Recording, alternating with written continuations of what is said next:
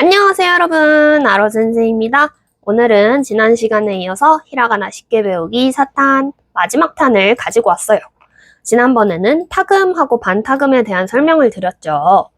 우리 히라가나 50음도 표에 있는 그 기본 글자들을 어떻게 바꾸느냐에 따라서 소리가 조금 더 다양하게 만들어진다고 하면서 느끼해지는 소리 타금, 더 거세지는 소리 반타금을 소개를 드렸었어요. 그리고 이번에는 요음이라는 친구가 나옵니다. 요음. 요음의 특징에는 두 가지가 일단 있습니다. 첫 번째, 작아진다. 두 번째, 야, 유, 요만 해당이 된다. 세 가지네요. 세 번째, 2단 플러스 요음 형식으로만 존재한다. 요음에는 이렇게 세 가지 특징이 있습니다. 뭐 작아지는 거 알겠어요. 야유요만 요음으로서 활용되는 거 알겠어요. 근데 3번은 뭐예요? 라고 하실 수 있는데, 예를 들어서 여러분 이런 거 있죠. 한국어로 야 라는 모음이 어떻게 만들어지는지 여러분들 기억나세요? 이거 중학교 국어 시간에 저는 배웠었는데 요즘 정규 교육과정에는 어떤지 잘 모르겠네요. 이게 반모음 이 소리와 아 소리가 합쳐져서 야가 된 거예요. 기억이 조금 나십니까? 이때 이 반모음 이는 짧은 이. 그래서 이 아를 빠르게 이야기해보면 이야 야가 되죠. 이게 야입니다. 마찬가지로 반모음 이에다가 오를 더하면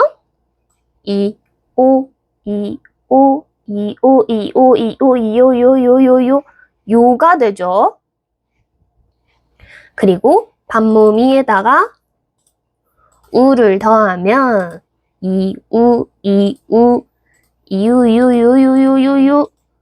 유가 됩니다. 이렇게 여러분 아가 야로 되기 위해서, 오가 요로 되기 위해서, 우가 유로 되기 위해서 앞에 반모음 이라는 아이들이 필요했죠. 한국어에서 이랬던 것과 마찬가지로 일본어에서도 얘네들은 결국 소리잖아요. 소리가 나오는 방법이니까. 요음이 어떤 애들만 있댔어요? 야, 유, 요. 이꼴 야, 유, 요. 세 개잖아요. 그러니까 앞에 이가 필요하구나. 우리나라의 반모음 이에 해당하는 2단인 애들이 필요하구나. 라고 생각을 해주시면 편합니다. 그럼 얘네들이 어떻게 쓰이냐? 예를 들어서 우리 키 2단이죠. 여기에 야를 이렇게 작게 옆에 밑에다가 붙여줍니다. 그러면은 얘는 키고 얘는 야죠. 이걸 빠르게 한번 불러봅시다. 기야, 기야, 기야, 기야, 캬, 캬, 캬, 캬, 캬. 캬가 되죠. 그 다음에 얘가 뭐였죠? 얘는 시. 얘도 2단이죠. 세로줄, 2에 있는 세로줄 2단. 얘 다음에 유를 요음으로 적어봅시다. 그러면 얘는 시. 얘는 유. 시유, 시유, 시유, 시유, 시유, 시유, 시유, 시유. 슈가 되죠. 어때요? 간단하죠? 그 다음에 타행의 2단은 치였죠. 치에다가 요음을 요로 넣어주시면 치, 요, 치요, 치요, 치요, 치요, 치요, 치요, 치요, 치요. 초가 됩니다. 여러분들 여기서 포인트를 이해를 하셨나요? 일단 첫 번째로 요음은 야, 유, 요만 올 수 있다. 이게 중요하고, 두 번째로는 작은 형태로 온다. 세 번째로 2단 뒤에만 온다. 이게 포인트입니다. 근데 여러분, 우리는 히라가나를 외운 지 50음도표를 외운 지 얼마 안 됐잖아요. 그래서 얘를 딱 보고 나서 얘가 캬다라는 게 확 떠오르지 않는단 말이에요. 그럴 때 이제 꿀팁이 얘를 어떻게 읽더라? 기지 적어놓습니다. 얘를 어떻게 읽더라? 야지 적어놓습니다. 이렇게 작은 애가 어떤 큰 애 뒤에 붙어 있으면 큰 애, 작은 애를 한 세트로 묶어서 두 개의 소리를 각각 적은 다음 이걸 빠르게 읽어보시면 그 소리가 이제 이 전체의 소리인 걸 알 수 있습니다. 이런 식으로 요음을 정리해 주시면 되세요.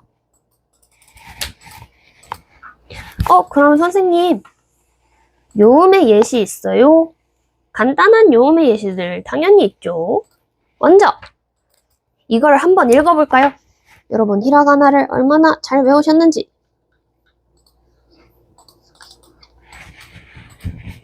얘는 뭘까요? 한 번에 바로 나오시나요? 먼저 이거 두 개를 한 세트로 읽어야 된다고 하셨는데 어떻게 하는지 까먹었네 하면은 얘가 뭐죠? 갈고리 모양. 낚시를 할 때는 갈고리가 필요해요. 그래서 시를 적어줍니다. 얘는 야야야. 친한 척해 친한 척. 야. 이 두 개를 합쳐야 되니까 시야 시야 시야샤샤샤 샤가 되죠. 마찬가지로 여기도 갈고리 모양 시. 그리고 얘는 목구멍 소리였어요. 그러면 이거를 합쳐주면 샤싱 샤싱. 얘는 사진이라는 뜻입니다. 이런 식으로 우리 일본어 내에서는 요음이 사용이 될 거예요. 그러면 선생님, 야, 유, 요는 이렇게 결합하는 방식 외에 단독적으로는 사용되지 않나요? 물론 단독적으로도 사용이 됩니다. 여러분이 잘 알고 계시는 일본어 중에 하나.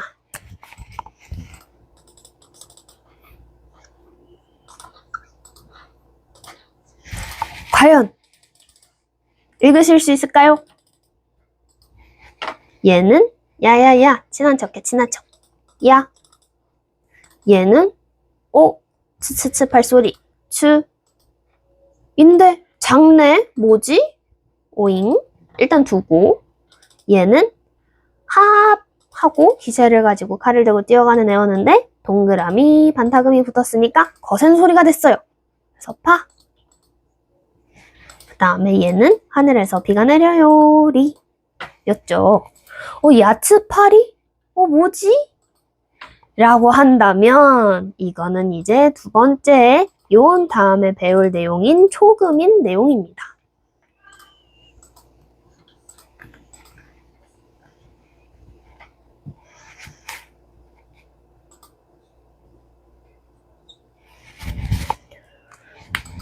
초금도 특징이 있죠. 먼저 첫 번째로 작아집니다. 요음처럼 작아져요. 두 번째로 츠 하나만 있어요. 이 초금이 어떤 역할을 하나 보시면 얘는 여러분 일본어에는 받침이 없다는 거 알고 계시죠? 우리나라처럼 뭐랄까 갑자기 라고 할 때 이런 비읍 받침 이런 게 일본어에 없잖아요. 근데 받침 비슷한 역할을 하는 애들은 있어요. 그 대표적인 거 우리가 먼저 배웠던 거는 응이었죠. 아까 샤싱에서도 싱처럼 받침의 역할을 실질적으로 하는 애들이 있었어요. 그 애들 중에 하나가 바로 초금입니다. 얘는 탁 막히는 소리.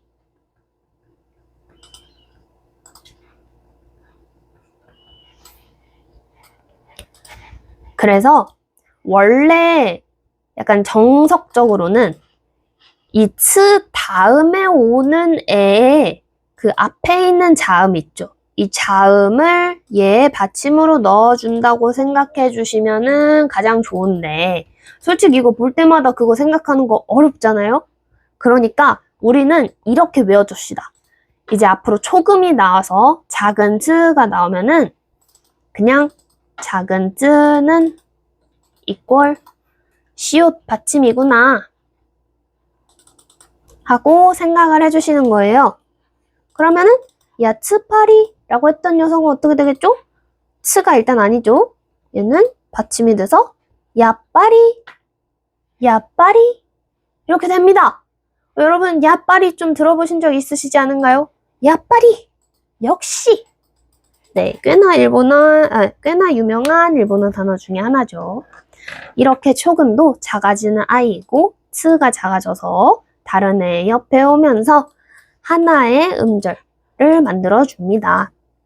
그런데 여기서 주의할 점, 초금은 한 박자예요. 그래서 정확하게 말한다면 야, 앗, 파, 리 라고 발음해 주시는 게 맞습니다. 야빠리, 야빠리 이렇게 발음해 주시는 게 맞아요. 그렇다면 다른 초금 한번 봐볼까요?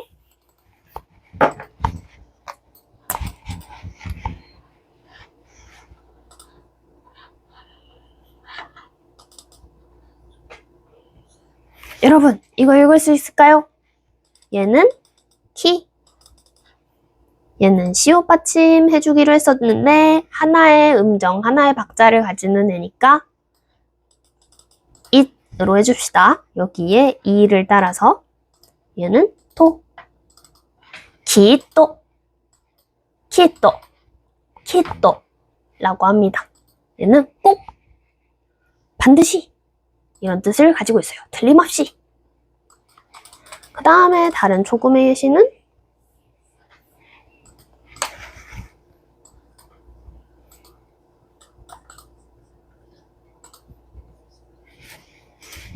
얘는 니 코에 뭐 묻었다. 니 초금 여기에 모음을 그대로 따라와서 잇 얘는 반타금 센 음이 붙는 포 얘는 받침이 되는 목구멍 소리였죠. 니뻥 니뻥 여러분 이거 뭐였죠? 여러분 뭐 축구나 많은 스포츠 이런 데 가면은 일본 분들이 니뻥 니뻥 하면서 응원하시는 거 보셨죠? 니뽕은 일본을 강조해서 말하는 말입니다. 원래 일본 같은 경우는 니홍이라고 발음을 해요. 근데 얘를 강조하면 니뽕이 됩니다. 이렇게 유음과 초금에 대해서 배워봤어요. 그 다음에 하나 더. 일본어에는 장음이 있어요. 장음이 뭐지? 라고 하면 박자를 갖는다는 거예요. 아까 제가 초금 말씀드릴 때 뜬금없이 얘는 하나의 박자를 가져요 라는 말씀을 드렸죠. 이게 일본어에서 왜 중요하냐면 일본어에는 장음 규칙이 있기 때문에 얘가 박자를 갖고 있냐 아니냐에 따라서 의미가 꽤 많이 달라져요. 장음이 뭐냐? 장음은 길게 쭉 늘려 발음하는 것을 이야기합니다. 어떻게? 예를 들어서 단이 왔어요. 아단이 뭐였죠? 아카사타나하마야 이 세로줄이죠. 아단에 아가 오면 장음이 됩니다. 그래서 뒤에 아가 오면 아가 아니고 라고 발음을 해주는 거예요. 그 다음에 2단에 이가 오면 예를 들어서 이 다음에 이가 오면 이가 아니고 이라고 해주는 거예요. 그렇다면 키 다음에 이가 오면 키이가 아니고 키라고 해주는 겁니다. 좀 더 길게. 그 다음에 단에 가 오면 으가 아니고 라고 해주는 겁니다. 예를 들어서 에, 바로 뒤에 으가 붙이면 쯔으가 아니고 쯔 이렇게 말해주는 거죠. 느낌이 좀 오시죠? 스타카토가 없다는 이야기예요. 다음에 에단에 에가 오면 에에가 아니고 에 길게 발음을 해줍니다. 마지막 오단에 오가 와도 오오가 아니고 오 길게 발음해줍니다. 근데 이거는 간단하잖아요. 살짝 조금 꼬아진 게 있다면 일본인들 귀에는 이랑 에가 되게 비슷한 발음이에요. 근데 이랑 에는 완전 다르잖아요. 라고 하실 수 있지만 여러분, 외국어라는 거는 사실 다른 외국어와 완벽하게 소리가 등치되지 않아요. 그럴 수가 없어요. 그렇다 보니까 미묘한 소리의 차이가 있거든요. 그래서 그 네이티브들한테는 얘랑 좀 아리까리하게 비슷한 소리인 거예요. 약간 감이 오시나요? 그리고 으랑 오도 약간 비슷한 소리입니다. 그래서 이게 어떻게 활용이 되냐? 에단 뒤에 이가 오더라도 에이가 아니고 에 길게 늘려줍니다. 그리고 오단 뒤에 우가 오더라도 오 하고 길게 늘려줍니다. 자, 어때요? 조금씩 감이 오시나요? 그래서 여러분, 저의 유튜브 채널 이름이 뭐죠? 제 유튜브 채널 이름은 아로센세입니다. 틈새 광고로 좋아요, 구독, 댓글, 알람 설정 부탁드립니다. 일단 먼저 아로 센세죠. 센세를 일본어로 쓰면 센세가 됩니다. 근데 이거 한국어로 써보면 생세이잖아요. 근데 왜 이게 생세하고 쭉 이어질까요? 왜냐면 얘는 에단이고 에단 뒤에 이가 왔으니까 센세하고 쭉 이어주는 겁니다. 이런 식으로 활용이 가능해요.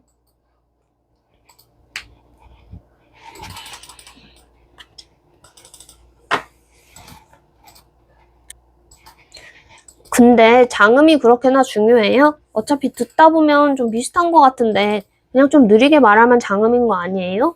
라고 하실 수 있지만 장음이 있냐 없냐에 따라서 의미가 완전히 변해버려요, 일본어는. 예를 들어서 여러분, 이거 읽으실 수 있나요? 얘는 유메 꿈이라는 뜻입니다. 유메 꿈. 그 다음에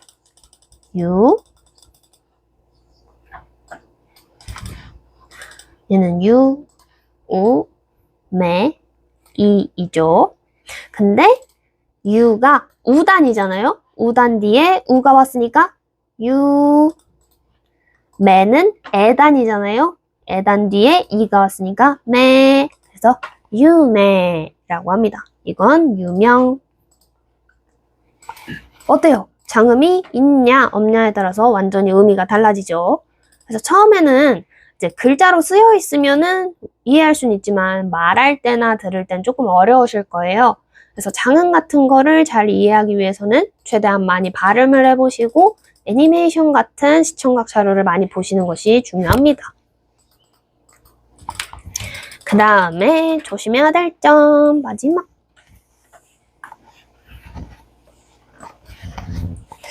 지금까지 설명을 보시면 여러분 뭐 박자도 따져야 되고 뭐 음정의 길이도 따져야 되고 막 그랬잖아요. 좀 노래 같지 않나요, 일본어가? 맞아요. 일본어는 노래처럼 배워야 돼요. 일본어를 우리가 옛날에 영어 배우듯이 문법적으로만 접근하고 하시면은 이제 일본어 능력 자체는 좋으실 수 있어도 그런 네이티브적인 그런 말이 바로바로 잘 나오기가 어렵습니다. 그래서 일본어는 뭐다? 일본어는 노래다. 그래서 노래를 부르듯이 공부를 해주시는 게 가장 좋아요. 이 대표적인 예를 말씀드리는 게 뭐냐면 일본어는 박자도 따지지만 음정도 따지거든요. 정말 노래 같죠? 먼저 얘가 뭐죠? 아, 네. 얘도 아, 네. 한 아메는 위에서 아래로 떨어지는 음정으로 발음을 해줘 봅시다. 아메, 아메. 그 다음에 두 번째 아메는 아래에서 위로 음정이 올라가는 걸로 발음을 해줘 봅시다. 아메, 아메. 어때요? 두 개의 음정 차이가 확실하죠? 아메의 경우는 하늘에서 내리는 비를 의미해요. 그리고 아메 같은 경우는 사탕을 의미합니다. 어때요, 여러분? 물론 맥락상 이해할 순 있지만 창의적인 소설이나 친구들끼리 재밌는 얘기할 때 같은 경우에는 맥락상 이해라는 것도 한계가 있잖아요. 그렇다 보니까 이렇게 음정을 제대로 처음부터 습관을 들여놓는 연습을 하는 것이 중요해요. 그래서 일본어는 어떻게? 노래 부르듯이 박자를 지켜서 음정을 지켜서 그렇게 배우시는 게 중요합니다. 예전에 그래서 친구들이랑 제가 처음에 일본 친구랑 얘기를 하다가 지금 비 내리고 있어 라고 말을 했는데 그게 일본어로 아메가 후테이마스 라고 해요. 지금 비가 내리고 있어요 라는 뜻인데 그때 제가 음정 차이를 어떻게 해야 되는지 헷갈려서 아메가 후테이마스 라고 했어요.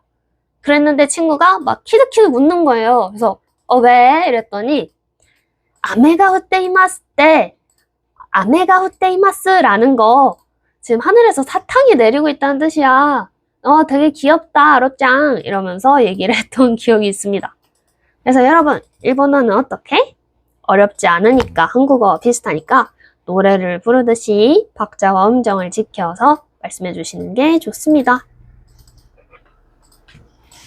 자, 이렇게 하면 일본어 입문이 되는 히라가나 쉽게 외우기 총 4탄이 끝났습니다. 우와! 저는 솔직히 가타카나는 한 번에 히라가나처럼 외우려고 하기보다는 그때그때 조금씩 알려드리는 게 더 좋은 것 같아서 가타카나 쉽게 외우기 편은 히라가나처럼 이렇게 장황하게 올리진 않을 거예요. 그때그때 짧게 올릴 생각입니다. 그래서 여러분은 무조건 가장 중요한 게 뭐다? 히라가나를 제대로 외워야 된다. 제대로 읽고 쓰고 말할 줄 알아야 된다.